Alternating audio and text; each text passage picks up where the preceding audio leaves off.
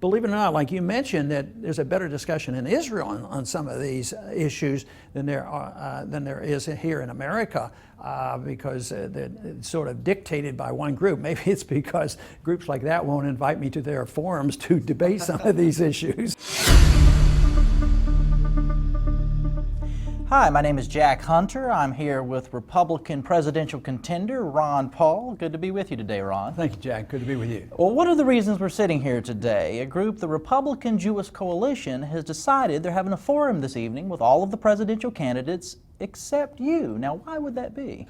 Well, I guess I can't really totally answer that since they made the decision, but it does raise some questions, because I was disappointed I couldn't go, because, you know, I'm on Foreign Affairs Committee in the Congress, and I'm very interested in foreign policy.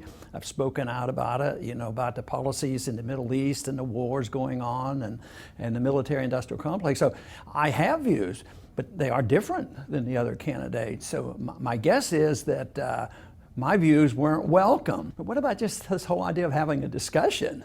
You know, why shouldn't a view that is different not be permissible? Why shouldn't it be welcome? So I was disappointed, so I welcome this opportunity to further explain my position on foreign policy.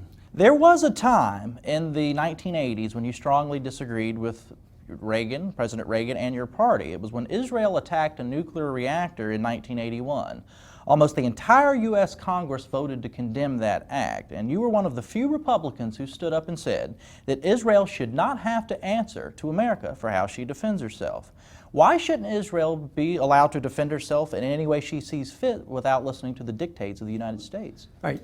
I remember that vote very clearly, because I was criticized, and the spirit of the moment was we have to condemn them for doing this because it was a violation of the sovereignty of Iraq and this sort of thing. So to me, it was Israel's business. So I was voting for their independence. And I think this is this is a big difference in the way I look at Israel. I think Israel should be treated as an independent nation and not a puppet of our state, because right now what they have is they depend on us for military, and they depend on us for money, and if they want to have a peace treaty, they have to ask us. If they want to defend their borders, they have to get permission. But I think what some people fail to understand is Zionism is based on two basic principles: independence and self-reliance.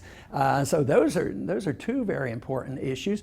And you know, I think it was interesting just a few months ago when Netanyahu was speaking before the Congress, he said very boldly that Israel can defend themselves, and Israel does not need American troops to defend that country. He did not expect American troops.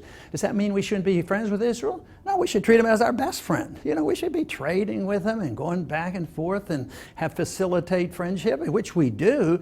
But that doesn't mean that we should take over their country. I think they sacrifice too much. And besides, just think of all the money that we have spent trying to buy friendship.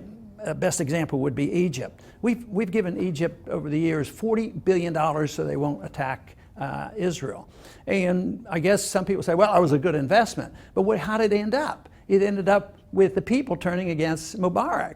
And now they have a government in power that is more Islamic radical, and they're less friendly to Israel. President Obama has talked about Resolution 242 in Israel, pretty much telling them they have to go back to their 67 borders. Your thoughts on President Obama's dictate?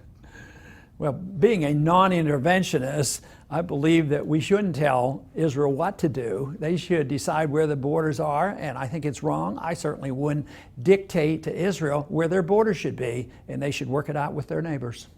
You supported Israel in 1981 when they attacked an Iraqi nuclear reactor. Do you support today the right of Israel to attack Iran, Iraq, or any other nation in its defense? Yeah, I think the conditions are very similar, and if they believe it's in their national security interests, that should be their decisions and not ours. You point out that the $3 billion we give to Israel annually makes no sense when we give $6 billion to Israel's enemies that surround them. The billions, as you pointed out earlier, that we spent in Egypt obviously didn't help Israel much less the United States. And many Israeli leaders really resent having to take dictates from the United States that's attached to this money. It is true. One time I made a statement that their neighbors, the Arab neighbors, got twice as much as Israel got. But somebody did a fact check on me, and they said I was wrong. It was 7 times as much. So, but it depends on how you measure it, I guess. So we do a lot. So if you cut out all the aid to everybody, actually Israel does better than the rest. They actually have more strength because we weaken the others because we send less weapons to the other countries. Let us finish with something that's of the utmost importance to Republicans right now, beating Barack Obama. Now, a lot of Republicans love Ron Paul's economic message, and they have questions about your foreign policy. When it comes to beating Barack Obama, which we all want to do, we need to get that guy out of the White House. And poll after poll, a majority of Americans agree with you on foreign policy more than any of the other presidential candidates. If you'll permit me, this is from The Atlantic's Connor Friedersdorf's writing for The Atlantic. Quote, remember when Paul belonged to the minority in Congress that opposed the Iraq War? Now 62% of Americans say fighting the Iraq War was a mistake.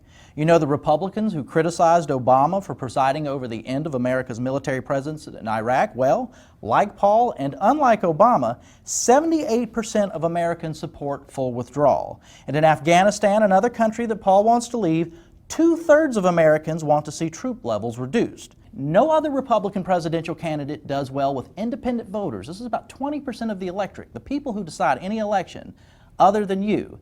And you are the only Republican running for president that agrees with the American majority, apparently, on foreign policy. Does this make you the best Republican presidential contender to beat President Obama in the general election, the fact that you were the most in sync with Americans on foreign policy? Well, it looks like that sews up the election. I better go out and look for my cabinet. Good to be with you today, Congressman Thank you. Paul. Good to see you.